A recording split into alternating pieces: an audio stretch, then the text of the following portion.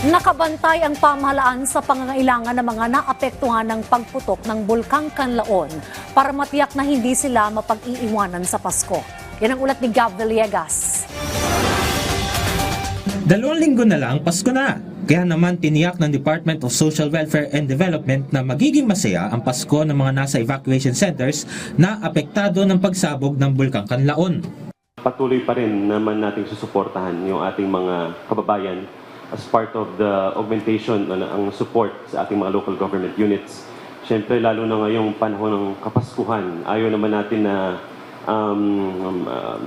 medyo malungkot na ngayong kanilang na-experience because of the eruption na display sila. So, this time of the year naman, bigyan natin sila ng saya kahit paano madami lang yung spirit of Christmas.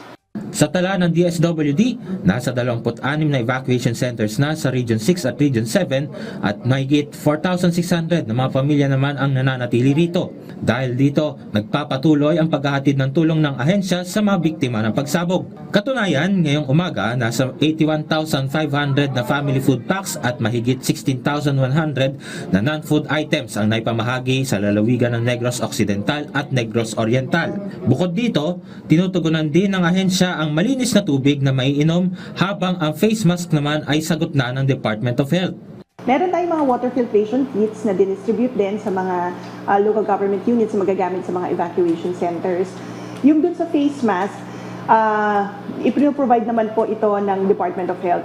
Samantala, nakikipag-ugnayan na rin sa DSWD ang Juvenile Justice and Welfare Council para matiyak na hindi mapapabayaan at matutugunan pa rin ang pangangailangan ng mga Children in Conflict with the Law o CICL o yung mga kabataan na may pananagutan sa batas. Nagbibigay din po kami ng technical assistance through our regional JJ committee para matulungan din yung pag-handle sa kanila ng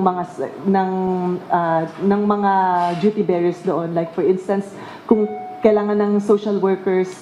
Tiniyak din ng DSWD na may magbabantay sa mga kabataan na nasa evacuation centers para hindi maabuso at mapangalagaan ang kanilang mga karapatan. Gab Humilde Villegas para sa Pambansang TV sa Bagong Pilipinas.